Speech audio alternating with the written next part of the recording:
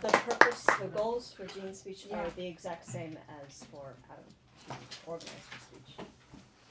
Thank you. So we all know the organization goals. Procrastination has a bad rap. I mentioned to my friend this morning that I was giving a speech on procrastination, and she said, I'm a bad procrastinator. Have you ever heard anyone say, I'm a good procrastinator?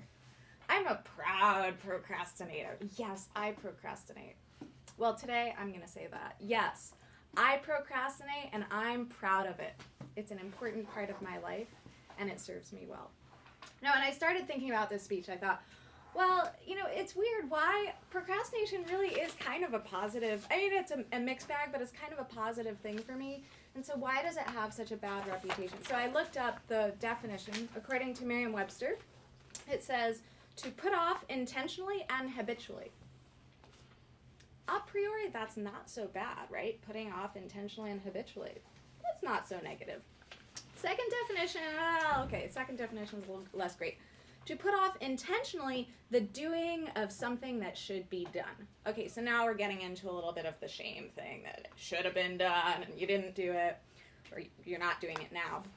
But it's still not so bad. So I looked a little further. I looked at Wikipedia to see, and I admit that by the time I got to this wiki page, I was feeling a little bit less good about owning my procrastination and how good procrastination is. And I'm still going to ultimately defend procrastination, let me be clear. But I will say there are some slightly less savory bits about it. So on the wiki article, when it talks about the causes of procrastination, it says, the psychological causes of procrastination vary greatly, but generally surround issues of anxiety, low sense of self-worth, and a self-defeating mentality. I don't really think I have a self-defeating mentality, but okay. Procrastinators are also thought to have a lower than normal level of conscientiousness. Now let me be clear about the brand of procrastination that I am talking about. I'm talking about selective procrastination, the careful kind, the procrastination that allows me to procrastinate on preparing my speech and yet still give the speech. The procrastination that allows me to procrastinate on writing my one-pager that was due and still get it in. So I'm talking about a very careful mode of procrastination. The procrastination I'm talking about is, I was not always this type of procrastinator. And I should say that procrastination, you have to be very careful because you can't screw other people by procrastinating, right? You have to procrastinate recognizing that not everybody in the world is a procrastinator, so you got to get your stuff done so you're not leaving people hanging, right? So you have to do it very carefully. Now, I did not always appreciate this, and my procrastination skills were not equally well honed when I was younger. I remember a vivid moment at the beginning of my freshman year of college.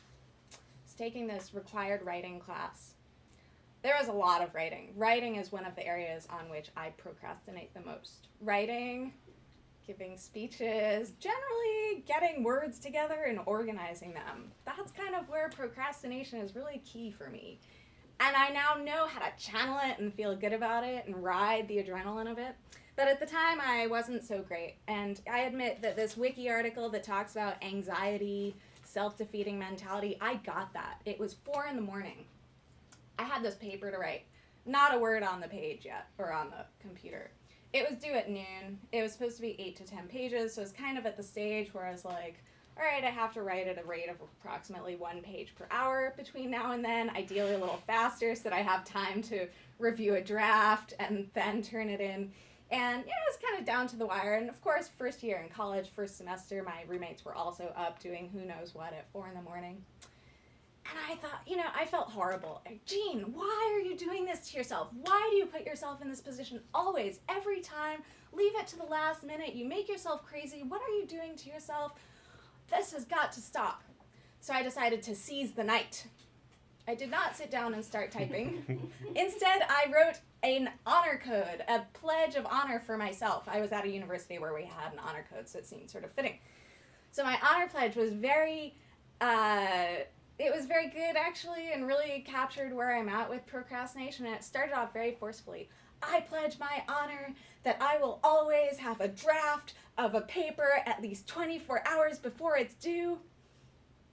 Or I will at least have started the paper at least 24 hours before it's due. It was roughly on that order. It was signed by me. It was signed by my roommate. At 4 a.m., she signed it as Scarlett Stone Cold Soriano. And it was on my wall for the rest of the semester. Now, I will admit, I did actually start things a little bit earlier. But I have also, as a result of my code, because, you know, to procrastinate and beat yourself up over procrastinating and then to have an honor code that you're about to violate, that's a bad idea, right? So I'm glad that I put in that clause about, or at least start the thing a day before, because let's not be realistic. I mean, I don't want to set myself up to be yelling at myself the entire time. And at the time, I hadn't fully appreciated all the virtues of procrastination because I hadn't really recognized some of that procrastination is actually process. I embrace procrastination as process because part of what's happening when I am procrastinating is I've got this kind of background process. I'm turning the words over in my head. I'm kind of editing and re-editing. I mean, if I was sitting at the computer, I would just write and delete and write and delete. And if I had 3 days to write my paper, I would spend 3 days doing that. The beauty of having only the 8 hours to write that paper when it has to be 8 to 10 pages is you don't have time for that. Last night, when I could have been, admittedly, preparing my speech, my dad called me. I haven't talked in a while, so I thought, oh, you know, gotta talk to my dad. That's important, right? I mean, this definition, putting off something that should be, the doing of something that should be done. There are a lot of things that should be done, right? I should talk to my dad. I should prepare my speech. All of these things need to be done. When I was talking to my dad yesterday, he gave a great synopsis of procrastination. He said, the great thing about procrastination is that when you're really down to the wire, you can't obsess over all the little things. You just have to focus on the big picture. You just have to go there because you have to have something. And it's true. Procrastination, you know, that background process where the last week or so I was kind of turning words around in my head and editing and re-editing and unediting.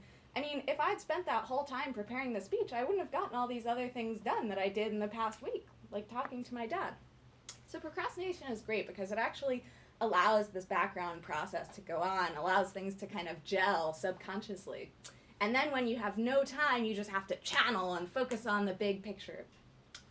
There are 2 other bits about procrastination that I think are really valuable and worth underscoring. One is that it does allow you to get a lot of things done because when you're not doing the thing that you're procrastinating on, you're doing other stuff. So it's great for that reason. And there's an occasional side benefit to procrastination. If you procrastinate on just the right project, sometimes it goes away. Priorities change. You don't actually have to do that project anymore. So I hope that you'll agree with me and my dad. When I said to my dad last night at the end of our conversation, well, I guess now I have to decide whether I'm going to work on the speech or save it for tomorrow. And my dad said, and I hope you will agree, tomorrow sounds much better than tonight. So, thank you. Thank you.